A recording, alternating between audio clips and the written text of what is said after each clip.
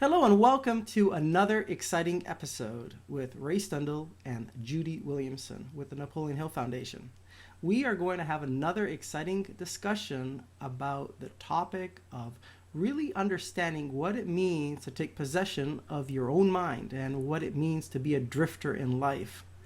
Judy, what are some of your thoughts based on this episode and the Ezine that we have to talk about today? Ray, welcome back, by the way. I'm glad we're back in session. It's good to have you here. One of the topics that we talk about in class is the drifter, non-drifter concept. And most people don't see themselves as drifters. They see themselves as people who just haven't accepted the challenge yet. So if you call somebody a drifter, it's kind of a derogatory term.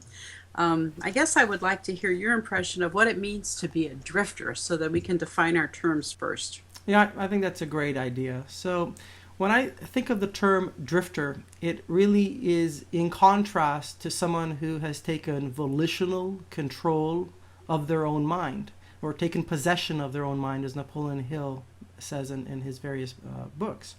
So what does that mean? It means that we take control of our mind and we choose to decide what comes into our mind and what comes out of our mind. We are actively involved. And my dad used to use this expression. He still does. When I was very young, he called it policing yourself. So what did he really mean by that? He meant that it's important to understand what beliefs we choose to believe in, what philosophies we choose to embrace, what we choose to accept as real, what perceptions we choose to accept as something that we need to pay attention to. So it's really understanding what beliefs, what perceptions, what paradigms, what philosophies we choose to embrace. And by doing so in an active way, as opposed to just kind of not really paying attention and believing what you believe in for no really good reason other than somebody told you that that was the right thing to do at the time, means to take active control of your mind and your ability to think and how you process information. So to me, that's a big part of differentiating what a drifter is and what a non-drifter is. And then from there is certainly some very important implications. How about you? What do you interpret as the word drifter to really mean?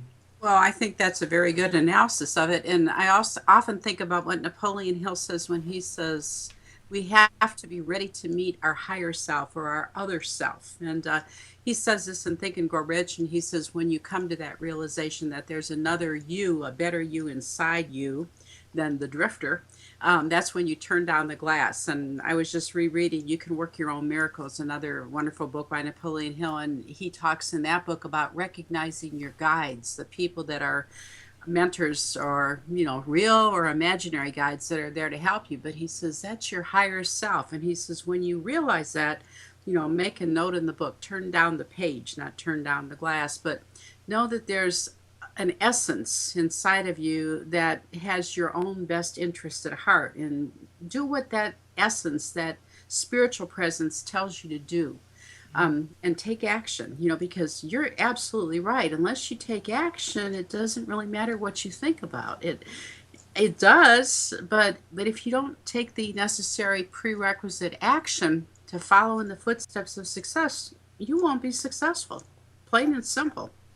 Absolutely. And one of the other points that I think is important to realize is if we do not know what we really stand for, then how can we refute the ideas, the perceptions, the beliefs, and the philosophies that we see around us as not really being who we really are? So we have to know what we stand for before we can really be effective. And a lot of people drift and they go in the direction the wind blows because they haven't taken the time to really figure out what their first principles are and what they base their life on, what values and morals and philosophies really guide them. So I think that's really key. And then as a spin-off from this, now that we know what we stand for, and coming back to also your point of taking action, I think it's really important for our viewers to realize that there's a difference between busy work action and productive work action. And a lot of times we think that we make a big, long to-do list and we check off a bunch of stuff. And at the end of the day, the question really has to be asked, is that work your highest and best use of your time? That's the first question. Can that work be delegated to somebody else so that you can use your time more effectively? So that's a great question that should be asked. And a spin-off from that is understanding what is productive work. And productive work is going to vary for every individual, function of the nature of the work that they do. But as we had talked about earlier on before we recorded, Judy, the 8 hours in the day after your regular work day is really where you get to leapfrog and move forward in life. And if you don't use that time effectively, you're really just going to stay exactly where you are. Right. We have to do our own activities. We can't let somebody else enter into who we are. And by this, I mean, it's almost as if we're possessed by the television or by the refrigerator or by somebody else's will. And we need to accept our own will and do what it is that we want to accomplish in life. As an English major years and years ago, and I hope I have the author correct, I read a short story that was called Bartleby the Scrivener. And I believe it was written by Herman Melville. And that story talked about Bartleby, who was an individual. He was an accountant, but no reference to accountants here. But they asked him, he was asked several times to do several things in the story. And his response was always, I prefer not. And he preferred himself not out of existence. He just wouldn't take any values or any beliefs.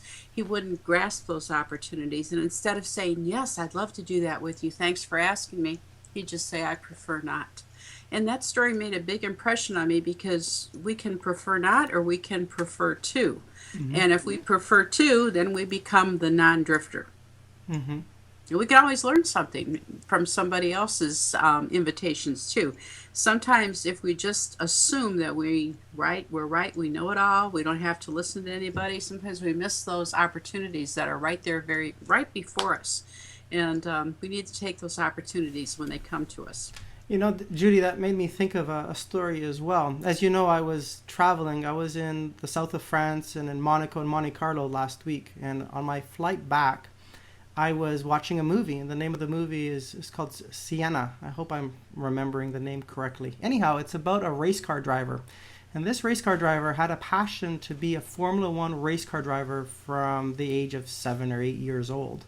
And it was really quite amazing to see the level of passion and persistence and going against all of the odds. And he ultimately won 3 Formula One races and has been one of the very best drivers the world has ever seen. And when I watched that movie, it really helped me take another look at myself and the whole idea of congruence. And what I really mean by that is being congruent between not only what you think and what you feel, but really more importantly, with the actions that stem from what we think and what we feel.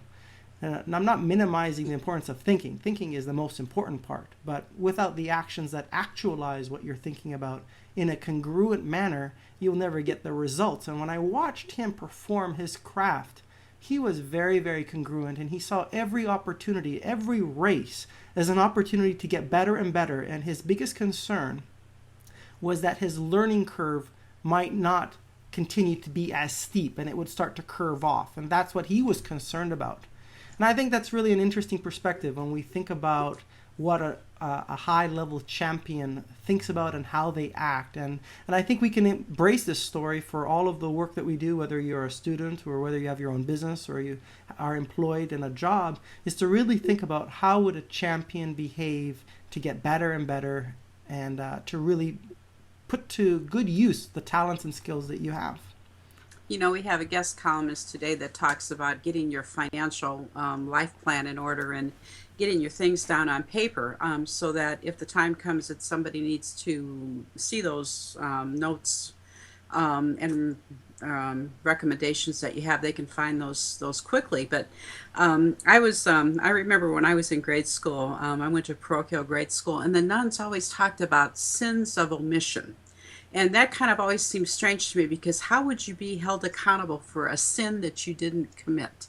But it gets right back to that race car driver that you're talking about, that if we do not take those opportunities, those are God-given opportunities. And if we refuse to accept what we're put on this planet to do, then we're not using our talents to our perfection. And that's a sin of omission. And a sin of omission can impact other people too, because if we have some duties like paying life insurance, like pre-planning things, like doing things that we need to have a hand in before somebody else has to take over, that's a sin of omission because we're pushing our job onto somebody else. And those are things that a drifter would do. And if we do not want to be labeled a drifter, we need to take control of our own lives. Absolutely. Absolutely. Very important. Well, Judy, I think this concludes this episode, a very exciting episode. We hope that all of you that are watching this are getting the value that we believe is in these videos. There's a lot of important ideas that we share and you can read in each weekly Ezine. We would like to encourage you to visit the Napoleon Hill website, the naphill.org website, and feel free to connect with me at raystendall.com. There's lots of information on both websites that can really benefit you as you move forward in pursuit of your dreams, your aspirations to get to where you really want to be. So thank you so much, Judy. It's been a pleasure. Thank you, Ray. See you next week. See you next week.